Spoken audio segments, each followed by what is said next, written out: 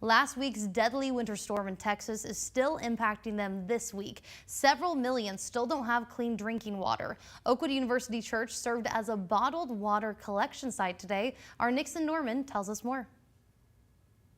The words water and essential go hand in hand. And several million Texans still don't have drinkable water days after last week's storm. Water is an essential part of life.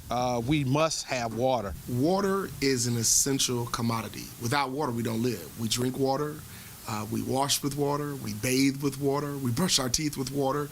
We need water. Hundreds of folks from across the Tennessee Valley came together today to help their fellow Americans struggling since last week's deadly storm. The church received around 30,000 water bottles to donate to Texas. We're going to make sure that we can do our part by at least providing the most essential thing that a person can have in life.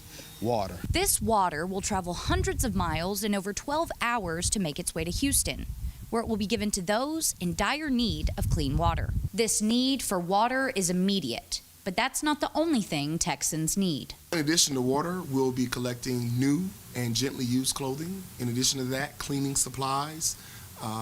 In addition to that, feminine products. We'll collect all of those and take them to Houston. Both sources have a special place for Texas in their hearts. 15 years ago, Bird was a pastor at the church where the bottled water will be sent. Swan's family is actually from Texas. My family's from Houston. My mother, she recently moved here from Houston. Since COVID, we haven't been able to go back.